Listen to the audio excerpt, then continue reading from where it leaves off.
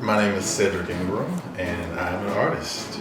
I'm 39, believe it or not.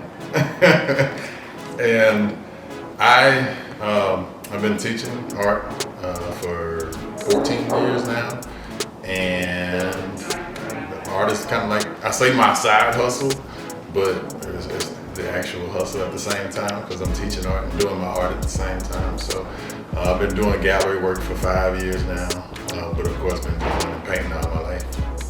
And you're a local Houston artist? I am.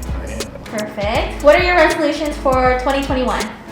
Well, 2020 was actually a very good year for me. That's what a lot of artists say. Like during the pandemic, they did really well.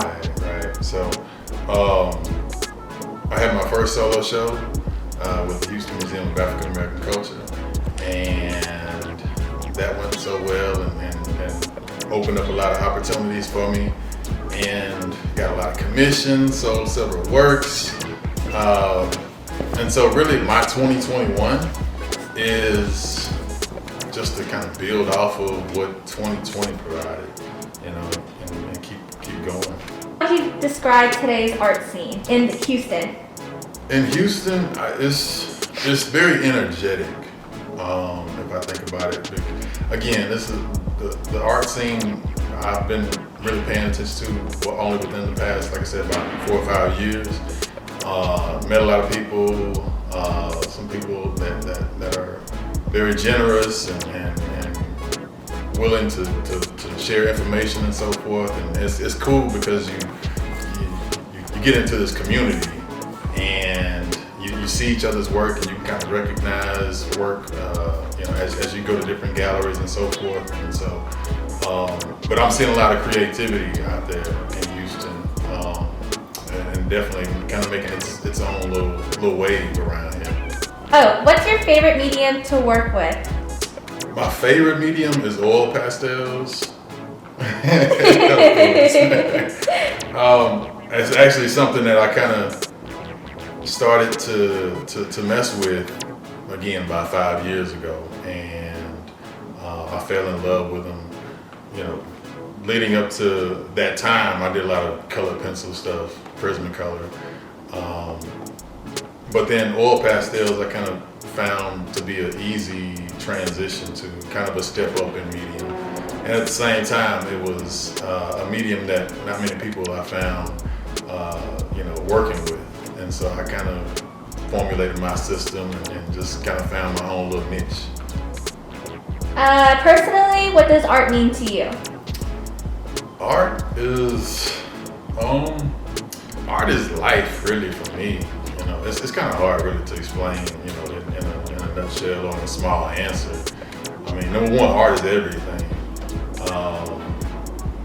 I kind of look at it as just like it's with science or with math, with numbers. I mean, it's all kind of synonymous to me. But art has been a way for me to live, and there's so many things that we can that we kind of censor, whether we're dealing with people at work or with family sometimes, or just making sure that we come in a way that doesn't offend somebody, and this sort of thing. So art has just been a way to kind of just pour myself into and kind of speak through. How did you get into the art scene, and why did you become an artist? I'm gonna answer the first question. How did I become an artist? I've been drawing since I was like 5 years old. So honestly, at that time, I don't know. I can remember laying on the floor and drawing a horse. That was like the first thing I drew. And in school, I just got attention from it. So every time the high school teachers would put up your work in the display cases or whatever, my stuff would always get attention, and other students would be talking about it and whatever. And it was something that, I like that attention. I mean, as shallow as that kind of seems. Don't we all? But as I got older, I kind of obviously drew things that I paid attention to, like sports or whatever, and I did a lot of sports art. But I just like the people's reaction to what I did. And as I got older, I kind of started letting art be, again, more of what I spoke to and spoke through, and having more meaning to the work that I did. So that's, how I kind of got into art, Give me the first question again. How did you get into the art scene in Houston? Well, it's kind of weird how I got into it, because honestly, I wasn't big on like the gallery thing, up until like 5 years ago. But when I finally kind of made the decision to do my work, that was true to me, instead of just doing portraits and those kind of commissions, I just kind of just started to Google and see what was out there. And actually, my first show was in California, at a little gallery called The Brayer. It was a brand new gallery at the time. And then I had another show out in California. And then I had a show out in Illinois. And of course, shipping kind of got expensive. And I need to look local for stuff, in Texas. So I kind of just bottled myself there and did shows from Houston and Dallas primarily. So What gives you satisfaction as an artist? the reactions still. It's kind of cool when you have you have a piece that has a certain meaning to you, and you have a certain idea going into it, and then you show the work, and people, you see how it affects people, and sometimes they have a totally different take on it, and sometimes they can kind of reveal to you something more than what you intended, and just seeing, again, people's different reactions and different interpretations of your work. What does your art represent? Right now, it's kind of a question that continues to, reevaluate itself. Right now, this represents me. Like I said, I'm being more free in my work. Just not being, trying to not be scared to kind of just throw stuff out there and just, put what I want to on paper, on canvas, on board, or whatever. So I mean, it's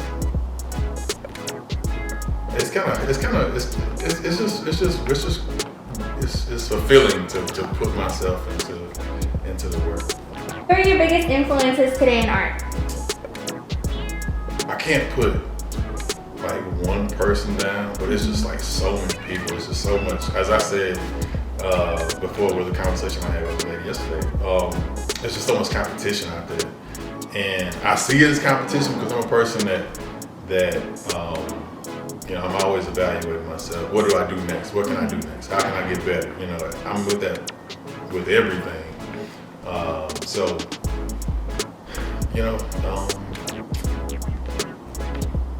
back to it. I'm sorry. Who are your biggest influences? Influences. Yes.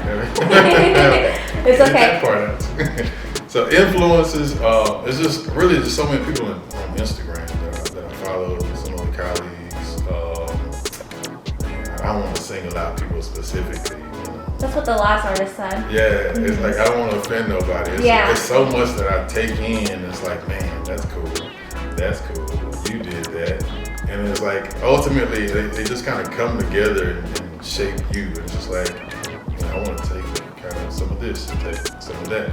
And honestly, that's kind of the reason why I'm doing the works that I'm doing now.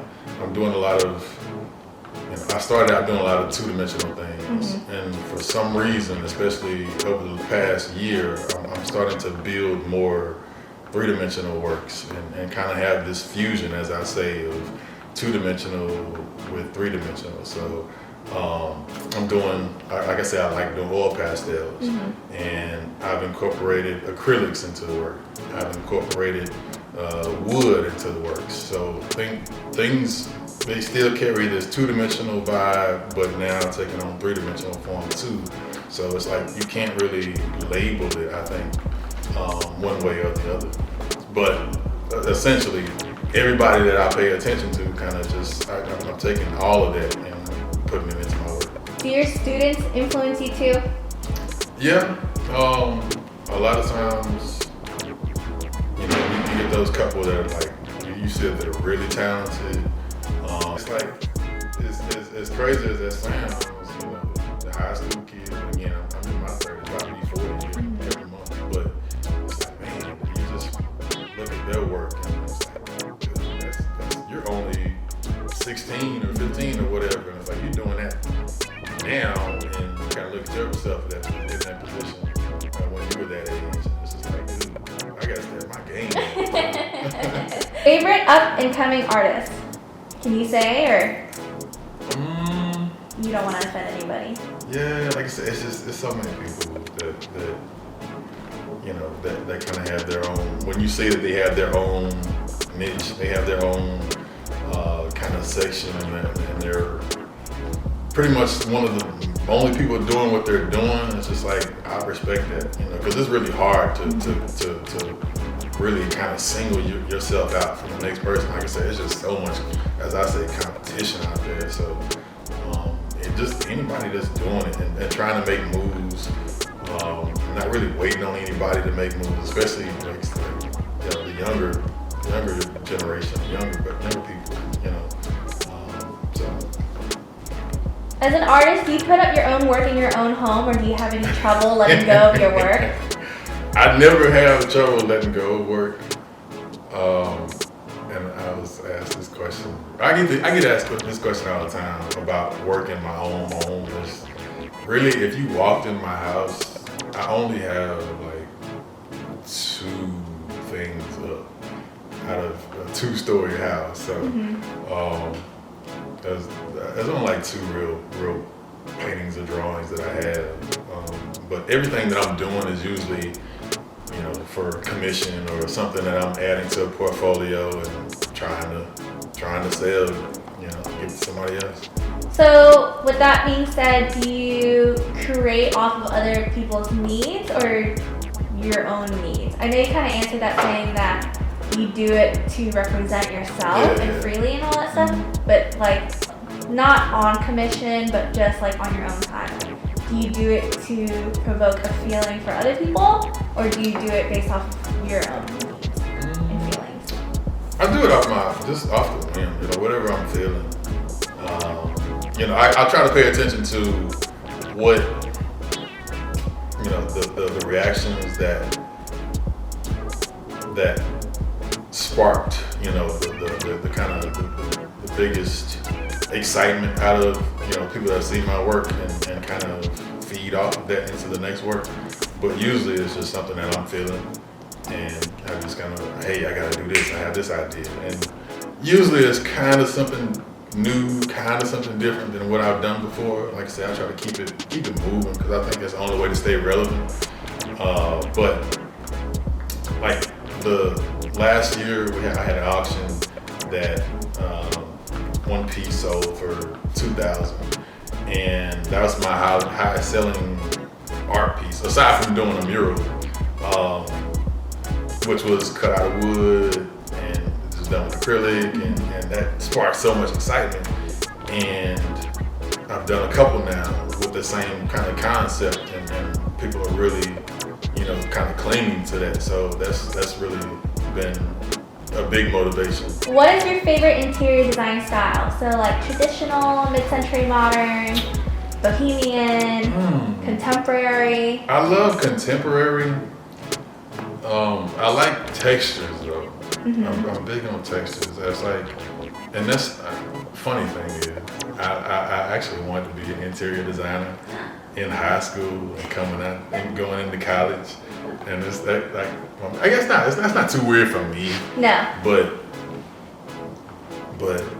I like textures. So sometimes it can be a rustic vibe, but for the most part, I'm digging contemporary, modern, but texture is thrown in with it. Yeah. There's a lot of stuff here that's like crazy, like rustic, and it's just crazy.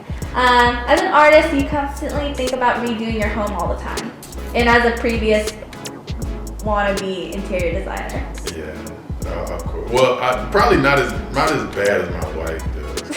As soon as she wants something or we get something, as far as furniture goes, a year later it's like, let's do this. But anyway,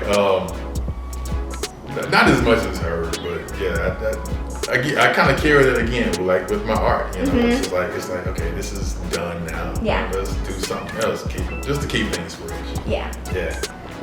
We are currently giving you 2 chairs of ours to work on. Woohoo! Do you have any ideas so far on what your plans with them are?